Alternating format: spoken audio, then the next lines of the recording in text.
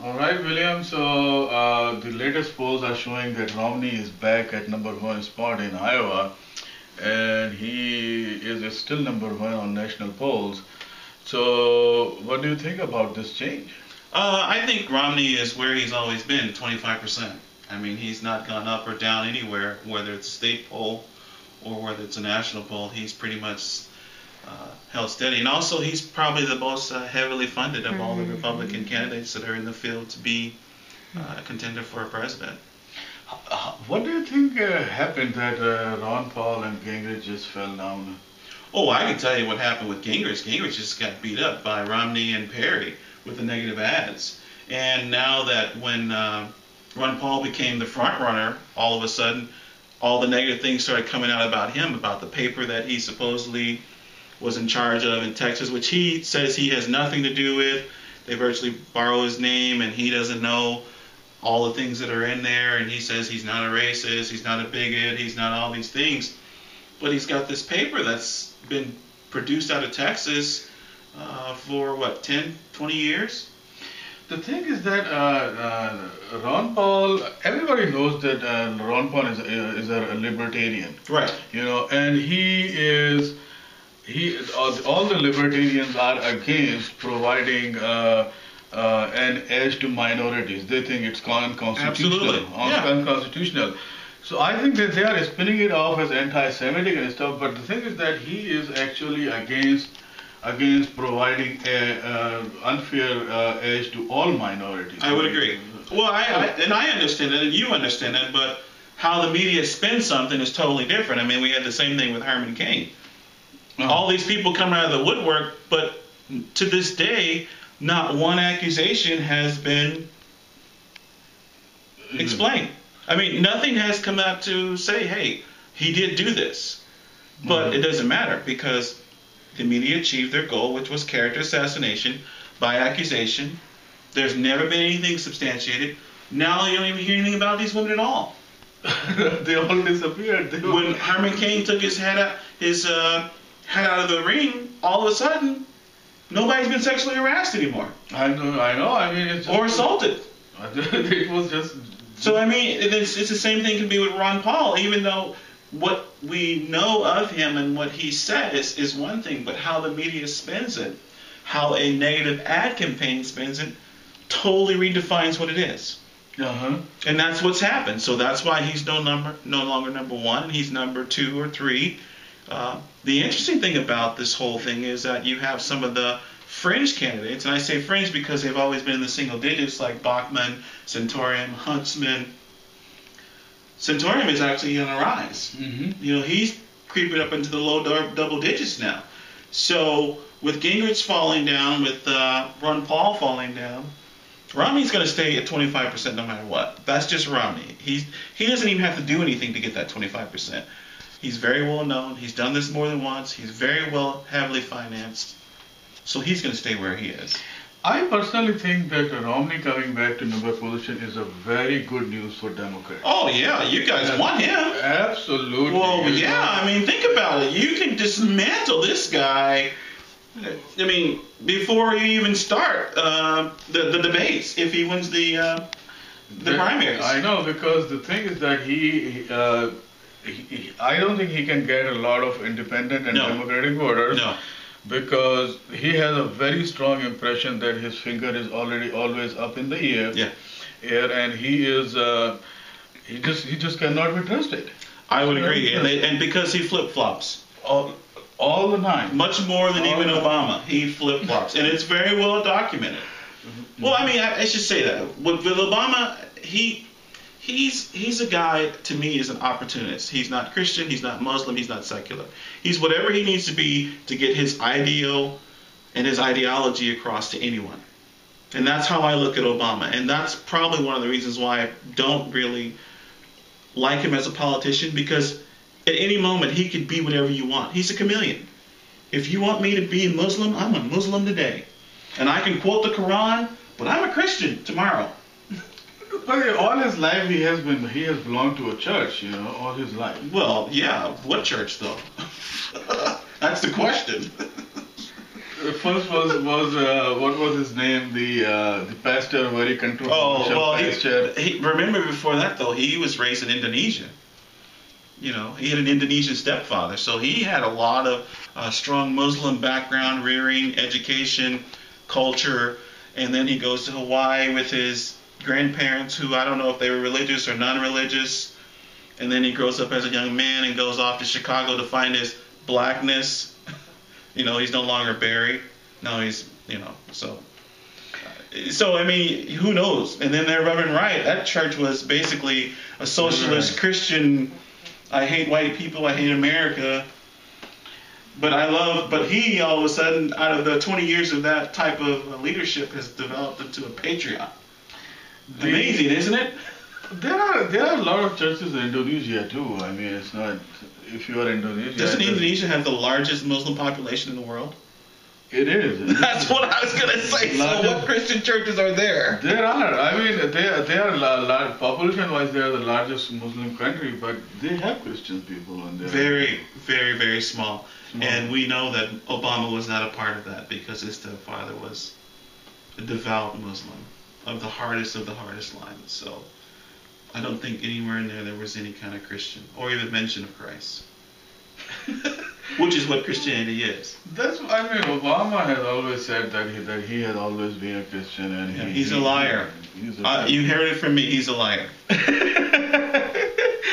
He single-handedly held more Muslim events in the White House than anyone in the history of the White House. And I don't know if I'm not saying he's Muslim. I'm not saying he is or isn't. It doesn't really matter. But the fact of the matter is, the reality is, I don't think he really has a religious preference. I think whatever flavor he needs to be for the moment, that's what he'll be. And that's just a politician. I'm not knocking him. I'm not congratulating him. I'm just stating my perception of him and his religious affiliates. And not, I'll leave it at that. I'm not going to slam him on his religion because that's his choice, his personal choice. But I do struggle with when he tries to present himself a certain way, and then all of a sudden, nothing in his life bears witness to what he's professing to be. So I'll leave it like that. This is a problem in a predominantly, religious societies. I mean, not legally and constitutionally, but like the majority of population identifying themselves as with the religion. I face this problem all the time. I'm sure. Even your own household.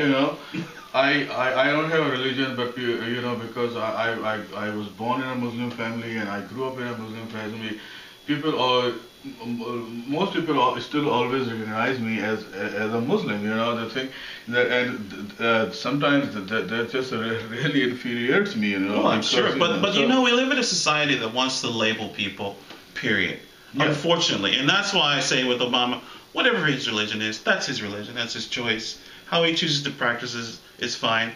The problem I have is he puts on too many coats to accommodate too many people all at the same time. That's politics. It is, but you can't do that with religion, because with religion, that's too sensitive of a thing. You can be divisive on the economy. You can have a different ideal on how to change things and culturally, constitutionally.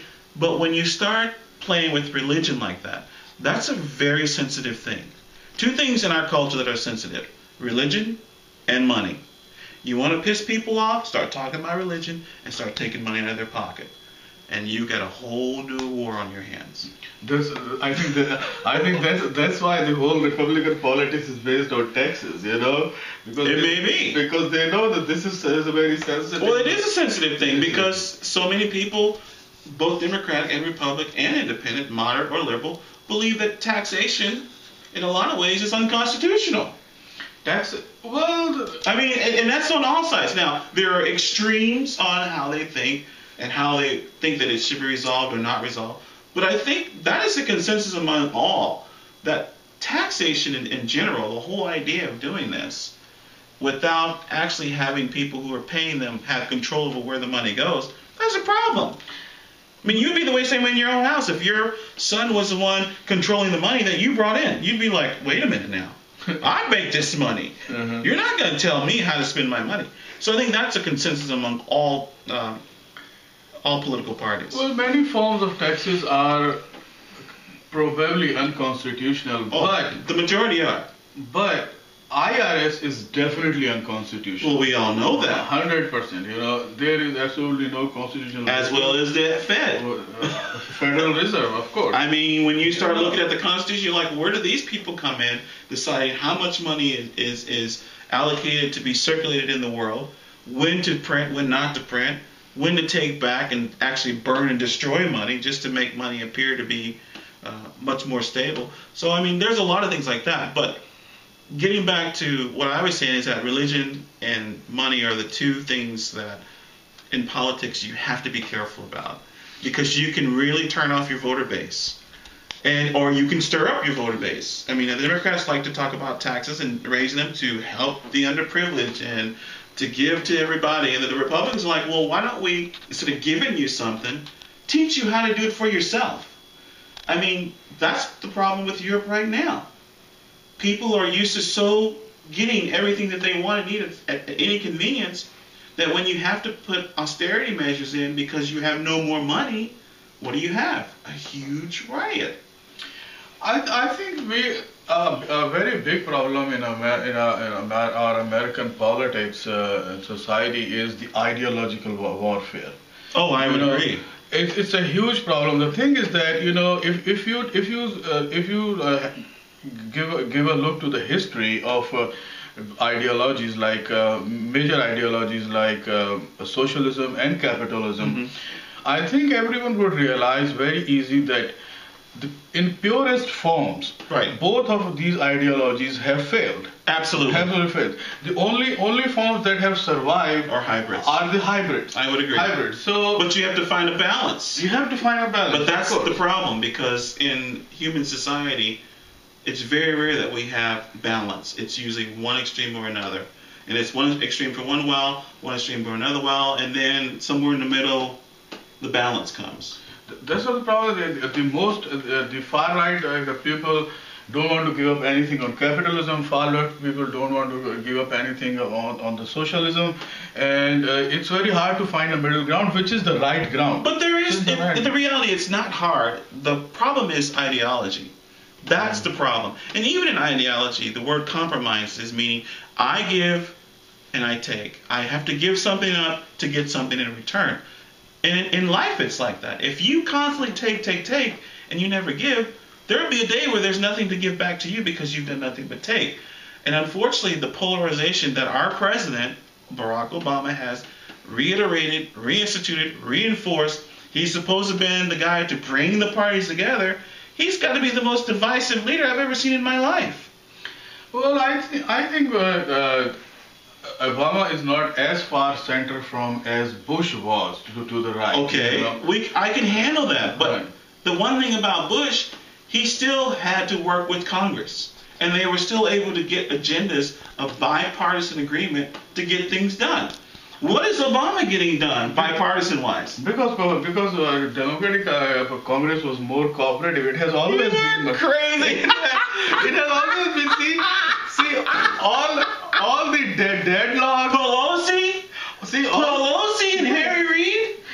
All the deadlocks and threats to the government shutdown. They always happen in Republican Congress. They never. And what have we had every time we've had when Newt was the Speaker of the House, we had 4 years of a balanced budget, which produced, not saying that he did it alone, because Clinton also, they came together, they worked together, they had a balanced budget, they had it for 4 years straight, and what did we have in return to that? Prosperity after that. I think, personally, I like Newt. I think he is a very intelligent and smart politician. And he is the type of politicians that we need in this country. I think he's more moderate than he is conservative. I think he's more liberal than he is conservative. I think he's a hybrid. I think he is a guy that wants to do truly what is best for America, which is what we want in a candidate. Of course, not an ideologue. I'm so disappointed, that people are bringing his personal life into the thing. But that's how you destroy a guy. Yeah. Character assassination is politics in this country, and I don't agree with it, but that's what they do. And the certain views that he has changed over the time, I don't think that's really a flip flop. I don't either. I think that's evolution. I think that's growth. And